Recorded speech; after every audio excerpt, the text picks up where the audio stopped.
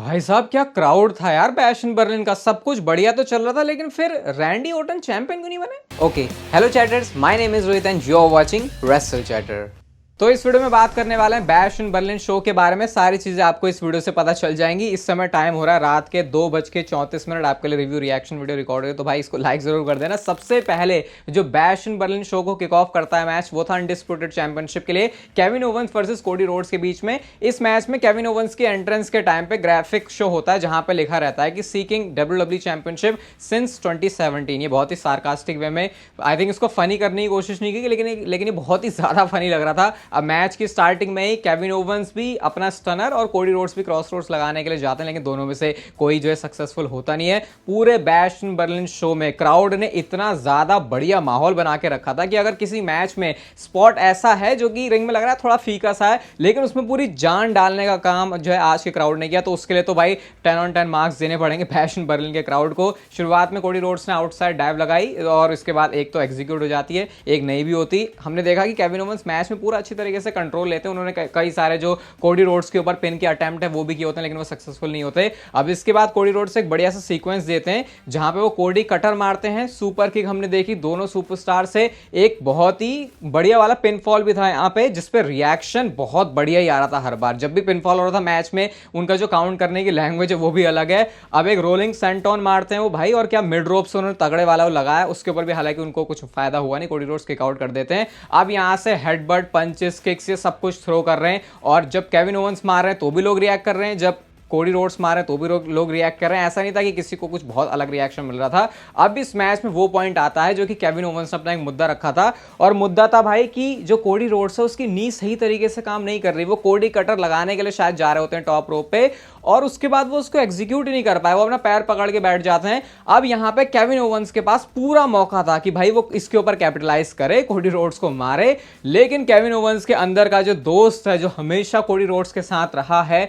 उनके पूरे wrestling career की जर्नी में, उसने वो चीज करने नहीं दी। एक एप्रन पे ऐसा लग रहा था पावर बम वो हिट करेंगे, बट उसके बाद हमने कुछ ऐसे देखा कि स्टनर उन्होंने मारा, कोडी रोड्स ने उसके ऊपर किकआउट कर दिया। यहां से 2 क्रॉस रोड्स लगते हैं केविन ओवंस के ऊपर, लेकिन शायद कोई शक्तियां मिली हुई है केविन ओवंस को कि उसके ठीक बाद जब वो तीसरा लगाने जा रहे होते हैं, पता नहीं कहां से केविन ओवंस ने उसको काउंटर कर दिया, काउंटर किया स्टनर के साथ, लेकिन कोडी रोड्स यहां पर किकआउट कर देते हैं। अब टॉप रोप पे जाते हैं वो सॉन्टन वाले बॉम्ब के लिए, उन्होंने हिट किया बट नीज लगा देते हैं कोडी रोड्स। इसके बाद जब उन्होंने क्रॉस रोड्स हिट किया तो केविन ओवंस ये वाले मैच में पिनफॉल ले चुके हैं, जो कि बहुत इस मैच का ऑब्वियस रिजल्ट भी था, और कोडी रोड्स ने सक्सेसफुली अपनी चैंपियनशिप को रिटेन कर लिया। बहुत ही मस्त मजेदार मैच था। आपको डेफिनेटली बोलूंगा कि अगर आपने बैश इन बर्लिन के ये वाला मैच नहीं देखा तो जाके इसको देखना। रेटिंग कितनी है उसका एपिसोड ऑलरेडी आ चुका है ऑन स्पॉटिफाई, तो लिंक आपको पहले ही मिल जाएगा डिस्क्रिप्शन में, सुन सकते हो वहां से जाके अभी के अभी। बट यहां से हम एक्सपेक्ट कर रहे थे कि केविन ओवंस का हील टर्न होगा। फिलहाल डब्ल्यूडब्ल्यूई ने यहां पे कुछ ऐसा दिया नहीं। अभी मुझे पता नहीं है क्या स्टोरी लाइन चलने वाली है,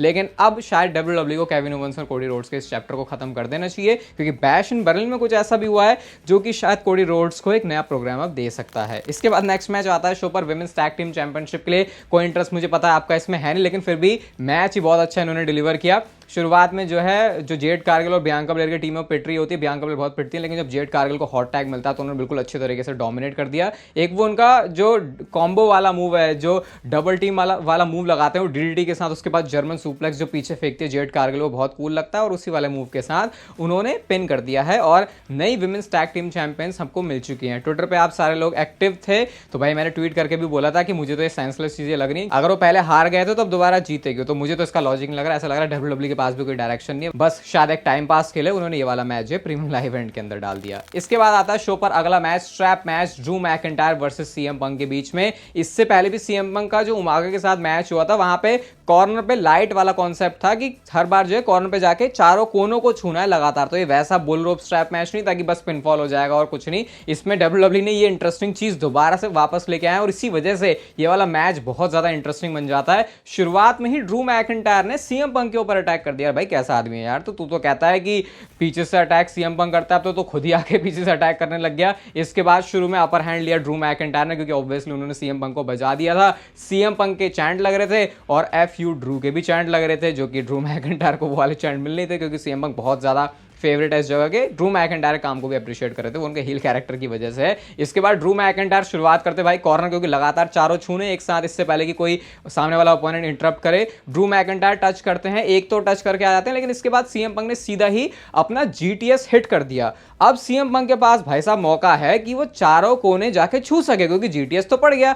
लेकिन सीएम पंक ऐसा बंदा है, इसको मैच जीतने से मतलब नहीं है, इसको तड़पाना है, इसको मारना है, इसको ठोकना है, इसको ड्रू मैकिंटायर को सबक सिखाना है। और यही चीज सीएम पंक के ऊपर भारी पड़ जाती है। मारने से ही उनको लेना देना था, बट रिंग साइड पर जाके उल्टा उनके ऊपर ही काउंटर हो जाता है, ड्रू मैकिंटायर उनको बजाने लग जाते हैं। सीएम पंक के जो है आपको मुंह रेड भी दिख जाएगा और बॉडी स्लैम भी वो उनको देते हैं चेयर के ऊपर। तो यहां से सीएम पंक का जो पूरा हाल है वो बेहाल हो गया था। हालांकि मैच के एंड में जाके आपको बताऊंगा कि मेरा क्या ओपिनियन सीएम पंक के इस मैच के लिए। इसके बाद सीएम पंक ना एक टेबल सेटअप करते हैं, पता नहीं किसी काम के लिए तो वो कर रहे थे। रिंग में आते ही उनको क्लेमर पड़ जाती है। इसके बाद ड्रू मैकिंटायर पहला कॉर्नर छू लेते हैं, दूसरा भी छू लेते हैं, तीसरा भी छू लेते हैं, चौथे के लिए जाते हैं तो बड़ा मस्त सीएम पंक ने काउंटर किया। उसी स्ट्रैप को वो खींचते हैं और वो जो ड्रू मैकिंटायर सीधा कॉर्नर पे स्टील चेयर पे जाके बजते हैं, तो वो भी बड़ा मस्त लगा। ऐसा लगा कि सीएम पंक को बहुत ज्यादा सेटिस्फैक्शन मिल गई है वो देख के। इसके बाद सीएम पंक भी जाते हैं, पहला दूसरा तीसरा उन्होंने भी टच कर दिया, बट ड्रू मैकिंटायर चौथे पे जाने से उनको रोकते हैं। और बड़े ही मजे से, जैसे हम अपने इंडिया में बच्चों को उठाते हैं ना, ऐसे उठा के उन्होंने, इंडिया में क्या हर जगह ही उठाते हैं, उन्होंने ऐसे उठा के पीछे फेंक दिया सीएम पंक। और जो टेबल सेटअप किया था सीएम पंक ने ड्रू मैकिंटायर के लिए, उसके ऊपर वो खुद ही क्रैश हो जाते हैं। ड्रू मैकिंटायर जाते हैं तीनों कॉर्नर को टच करने के लिए। और ये बड़ा फनी लगा मुझे, जैसे जैसे ड्रू मैकिंटायर छू रहे ना वो कॉर्नर पे, क्योंकि कंधों पर है सीएम पंक, तो सीएम पंक भी पीछे से छू रहे कि ड्रू ने छुआ, उसके बाद सीएम पंक ने भी। और ड्रू मैकिंटायर इस बात से अवेयर नहीं है, तो बहुत ज्यादा स्टूपिड लग रहे थे उस टाइम पर ड्रू मैकिंटायर। लेकिन ऑब्वियसली फिर तीनों में चारों कोई भी नहीं छू पाया।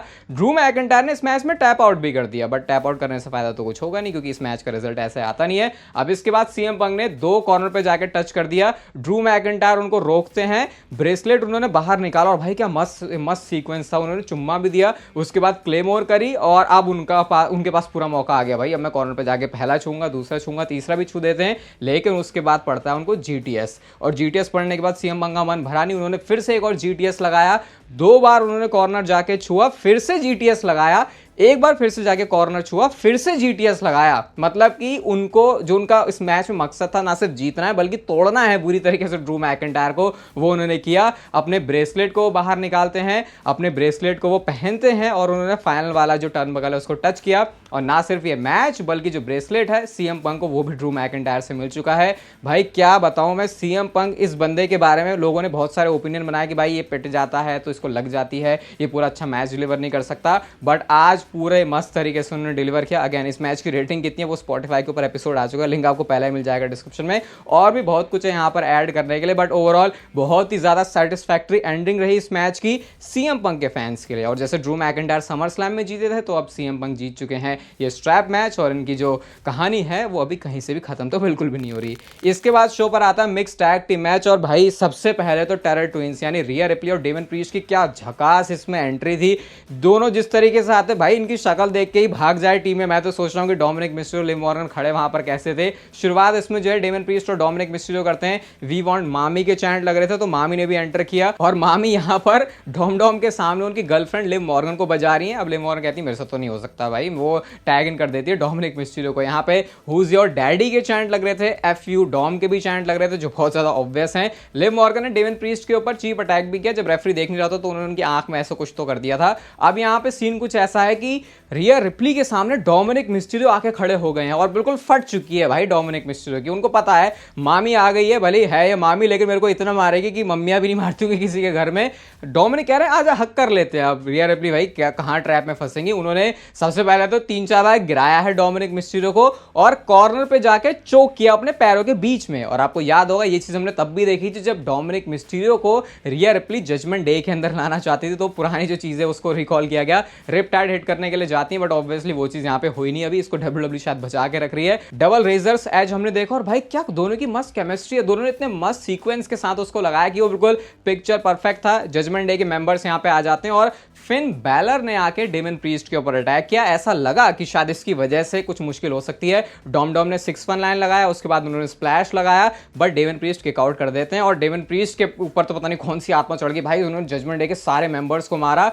फिन बैलर को भी मारते, बट फिन बैलर थोड़ा सा बच के निकल लिया वहां से। और डोमिनिक को जो उन्होंने मस्त वाली क्लोज लाइन मारी है भाई, वो जो गिरे हैं टेबल के ऊपर गुलाटी खा के, वो देखने में बहुत ही ज्यादा कूल स्पॉट था। अब लिव मॉर्गन बच गई है अकेले अंदर, पीछे खड़ी है रिया रिप्ली। उन्होंने हिट किया रिपटाइड, और रिपटाइड करने के बाद पिनफॉल करने का तरीका भी बहुत ज्यादा कैजुअल था, वो पिनफॉल होता है। और Rhea Ripley and Damian Priest ये वाला मैच जीत चुके हैं, और उन्होंने बिल्कुल जजमेंट डे के मेंबर्स को मार मार के भगा दिया। अभी ना डेमन प्रीस्ट के पास चैंपियनशिप है, ना रिया रिप्ली के पास चैंपियनशिप है, लेकिन एक बहुत ही स्ट्रॉन्ग स्टेटमेंट उन्होंने दी है। और ओवरऑल बहुत एंटरटेनिंग मैच था। अगेन रेटिंग वाले एपिसोड में जाके आप ट्यून कर सकते हो बाकी और चीजों के लिए। और अब आता है शो का मेन इवेंट, जो कि था गुंथर वर्सेस रैंडी ऑर्टन के बीच में वर्ल्ड हेवीवेट चैंपियनशिप के लिए। सबसे पहले रैंडी ऑर्टन की क्या कमाल की एंट्रेंस। एक तो वो कैमरा एंगल, जो कट्स इतने 4K 8K वाले कैमरास यूज करते हैं, रेड चड्डी के अंदर, रेड ट्रंक्स के अंदर आए थे रैंडी ऑर्टन, तो उसको देखने का तो बिल्कुल अलग ही फील था। जिस तरीके से इंट्रोडक्शन हुआ है जर्मनी के ही बॉय लुडविग काइजर की तरफ से गुंथर का, वो और भी अपने आप में देखने में एपिक था। समंथा इरविन को वो रोक के कहते हैं कि मेरी बारी है। उसके बाद लुडविग काइजर के साथ जो क्राउड है वो भी बहुत अच्छी तरीके से बोलता है। अब ये मैच स्लो पेस पर ही शुरू होना था, लेकिन क्राउड की एनर्जी ने इस मैच को ऐसा फील नहीं होने दिया कभी भी कि बहुत ज्यादा स्लो चल रहा है। शुरू में कुछ एक्सचेंजेस होते हैं, पंचेस किक्स वगैरह ये थ्रो करते हैं, और गुंथर को हमने देखा कि वो शोल्डर को फेवर कर रहे हैं बहुत ज्यादा, क्योंकि रैंडी ऑर्टन ने टारगेट बनाया था कि वो गुंथर के शोल्डर को अटैक करेंगे, क्योंकि हमेशा वाइपर किसी स्ट्रेटजी के साथ आता है। 2 बार तो उन्होंने रिंग साइड के ऊपर जो है टेबल के ऊपर उनको पटका है। अब रैंडी ऑर्टन आरकेओ के लिए जाते हैं, लेकिन उसको ब्लॉक कर दिया जाता है, गुंथर वो होने नहीं देते। बट फिर से रैंडी ऑर्टन का अटैक जो है गुंथर के शोल्डर के ऊपर रहता है। अब यहां से कुछ मैच में इंटरेस्टिंग मोड़ आते हैं, जब रैंडी ऑर्टन ने टॉप रोप से सुपरप्लेक्स दिया, और प्योर रैंडी ऑर्टन, वो जो हरामी वाला रैंडी ऑर्टन है, उसकी वाइब आ जाती है। जब रेफरी के सामने उन्होंने उनकी आंख में उंगली कर दी, और उसके बाद रैंडी ऑर्टन का भाई वो रिएक्शन देखना, वो रैंडी ऑर्टन का रिएक्शन देख के भाई सही में कुछ कुछ होने लगता है कि यार ये रैंडी ऑर्टन हमको दोबारा से वापस चाहिए, जो कह रहा है कि वो अपनी प्राइम में है। ऐसे रिएक्शन ही बताते हैं कि भाई रैंडी ऑर्टन के अंदर स्टिल अभी बहुत सारी चीजें बाकी जो कि वो हमको दिखाएंगे। Randy Orton spike DDT hit करते हैं, आरकेओ के लिए जाते हैं, लेकिन उसका बहुत बढ़िया तरीके से गुंथर ने काउंटर किया जर्मन सुप्लेक्स में। अब शॉटगन ड्रॉप किक वो मारते हैं, उसके बाद टॉप रोप पे जाते हैं, स्प्लैश मारते हैं, रैंडी ऑर्टन ने किक आउट कर दिया। गुंथर के अंदर पता नहीं बहुत ज्यादा जोश कहां से आ गया, वो पावर बम हिट करने के लिए जाते हैं। पहले तो उनसे हिट होता नहीं है, क्योंकि उनके शोल्डर में जो है पेन हो रहा था, बट इवेंचुअली वो हिट करते हैं रैंडी ऑर्टन के ऊपर। दूसरा पावर बम जब वो हिट करने के लिए जा रहे होते हैं, तो उसको उन्होंने आरकेओ में कन्वर्ट कर दिया। उस पर रिएक्शन तो बहुत तगड़ा था। गुंथर को ऐसा दिखाया जा रहा है भाई होम टाउन वाले बंदे हैं, वहां पे वो एक लेजेंड कहलाया जाता है, लेकिन रैंडी ऑर्टन के लिए भी सपोर्ट नेक्स्ट लेवल था। आप ऐसा बिल्कुल कोई डिफरेंस बता नहीं सकते हो। आरकेओ हिट कर दिया, लेकिन उसके ऊपर ऑब्वियसली गुंथर ने किक आउट कर दिया। अब रैंडी ऑर्टन के दिमाग में कुछ बहुत ही खतरनाक चीज आई है। वो अनाउंसर डेस्क के सामने स्टील स्टेप्स को रखते हैं। पहले एक बार उन्होंने स्टील स्टेप्स के ऊपर पटका गुंथर को, उसके बाद वो स्टील स्टेप्स के ऊपर दूसरी वाली स्टेप वो लेके आते हैं, और कुछ इस तरीके से उन्होंने प्लेस किया कि वो उस पे खड़े होके गुंथर को अनाउंसर डेस्क के ऊपर पटक दें। और हमने ये स्पॉट कितनी बार देखा रैंडी ऑर्टन को करते हुए, ऐसे वो सिंह ब्रदर्स को उन्होंने जो उल्टा ही फटक दिया था, वो अब तक का सबसे बेस्ट लगता है लोगों को। लेकिन मुझे लगता है इस मैच से शायद एक नया मूवमेंट दे दिया रैंडी ऑर्टन ने, जो उनको अनाउंसर डेस्क के ऊपर पटकते हैं। अब इसके बाद रिंग के अंदर चलते हैं, वो आरकेओ के लिए जाते हैं, लेकिन बहुत देर तक मैं भाई बोलूंगा ये इतने ऐसे मिनट मुझे लगे कि भाई रैंडी ऑर्टन होल्ड से बाहर निकलते हैं, फिर छूटते हैं। स्लीपर होल्ड में उन्होंने फंसा के रखा, और कुछ इतनी बुरी तरीके से फंसा के रखा कि eventually Randy Orton pass out कर जाते हैं। रेफरी ने मैच को वहीं पर स्टॉप कर दिया, और गुंथर ने इस मैच में अपनी वर्ल्ड हेवीवेट चैंपियनशिप को रिटेन कर लिया। देखो भाई रैंडी ऑर्टन का जो पूरा मैच की पेस थी बहुत ज्यादा खतरनाक थी, लेकिन मुझे ऐसा लगता है कि एंडिंग थोड़ी सी ऐसे लगी यार अरे ये चीज नहीं हुई। मतलब मैं ये नहीं कह रहा कि रैंडी ऑर्टन को चैंपियनशिप ही जीतनी चाहिए थी, ऑब्वियसली गुंथर भी ऐसे बंदे ने इनको इजीली हराया जा सके। हाँ, अंदर वाला फैन भली रैंडी ऑर्टन को जीतने के लिए बोलेगा, लेकिन थोड़ा सा ऐसा लगा कि एंड में यार थोड़ा और डब्ल्यूडब्ल्यूई कुछ कर सकती थी। शायद वे पास आउट वाली जो डब्ल्यूडब्ल्यूई ने मूवमेंट दिया, इससे कुछ बेटर होता तो ये ओवरऑल जो मैच है वो और ज्यादा बढ़िया साउंड करता। वैसे रेसलिंग की क्वालिटी बहुत ज्यादा बढ़िया रही भाई बैश एंड बर्लिन में, कोई ऐसी खास कंप्लेन नहीं है। बाकी हर एक मैच की कितनी रेटिंग है उसका एपिसोड पहले ही है, लिंक डिस्क्रिप्शन में। आज चैनल पर और भी वीडियोस आने वाले, तो उसके लिए स्टे ट्यून्ड। ये वीडियो अच्छी लगी तो लाइक कर देना, चैनल को भी सब्सक्राइब कर दो ऐसी और मस्त वीडियोस के लिए। और तब तक लेते रहो जिंदगी के मजे।